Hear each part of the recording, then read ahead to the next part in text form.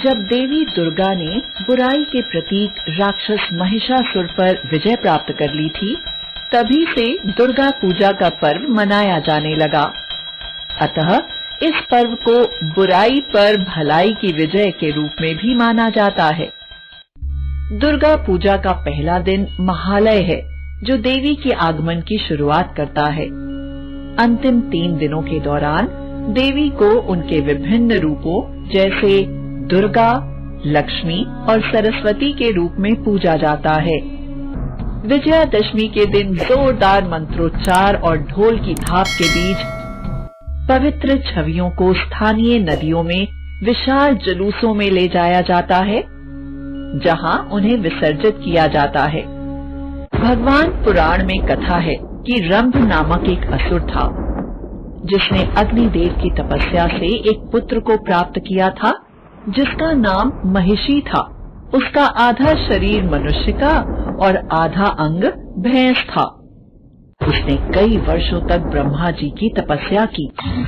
ब्रह्मा जी ने कहा, मैं तुमसे प्रसन्न हूँ वत्स, मांगो, क्या वरदान मांगते हो? मेरा वध कोई देव न मानव जानवर न कर सके। तथास्तु। उसका वध अब किसी भी देवगण, मानव या जानवर के हाथों नहीं होना था, इसलिए वह देवताओं के लिए अजेय था। शक्ति के मद में आकर इसने देवलोक पर आक्रमण कर दिया और उस पर अधिकार कर लिया। महिषासुर के शासन में देवता और मनुष्य भयभीत रहने लगे। जब सभी देवों को यह पता चला कि महिषासुर की मृत्यु किसी नारी के हाथों संभव है, तो सभी देवी देवताओं ने अपने तेज को मिलाकर एक तेजोमय शक्ति को प्रकट किया, जो स्त्री रूप में अवतरित हुई।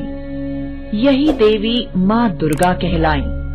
सभी देवी देवताओं ने अपने अस्त्र शस्त्र से देवी को सुसज्जित किया। शिव ने अपना त्रिशूल, विष्णु जी ने सुदर्शन चक्र, ब्रह्मा जी ने कमंडल और इंद्र जी ने अपना गदा उनको सुपुर्द किया। शेर पर सवार होकर उन्होंने महिषासुर को ललकारा। माँ दुर्गा बोली, महिषासुर, कहाँ हो तुम? सामने आओ और मेरा सामना करो। अपने वरदान के घमंड में महिषासुर देवी के समक्ष प्रकट होता है। देवी और महिषासुर में 9 दिनों तक महायुद्ध हुआ।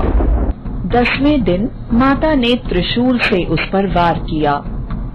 महिषासुर को अपने अंत समय में माता दुर्गा की शक्ति का एहसास हो गया और उस असुर ने देवी से प्रार्थना की और कहा, हे माता, आपके हाथों मेरा वध हो और मुझे मुक्ति मिले। मैं आपकी शरणागत हूँ, मेरे उद्धार का आप कुछ उपाय कीजिए। मेरे हाथों से मृत्यु को पाकर तुम्हें मेरा सायुज्य प्राप्त हो जाएगा और मेरे साथ तुम्हारी भी पूजा होगी।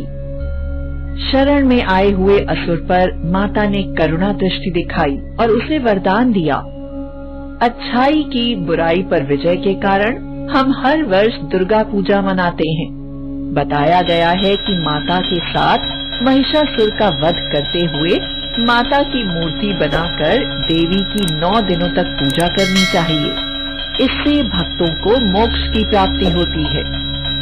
तथ्य: इस कथा से हमें यह प्रेरणा मिलती है कि अपनी शक्ति का दुरुपयोग नहीं करना चाहिए। अपने बल और वरदान को किसी जरूरतमंद की सहायता के लिए उपयोग में लाना चाहिए, न कि किसी पर अत्याचार करने में व्यर्थ करना चाहिए। बुरे कर्मों का फल भी बुरा ही होता है। वीडियो को लाइक करो और शेयर करो और हाँ, हमारे चैनल को सब्सक्राइब करना मत भूलिए।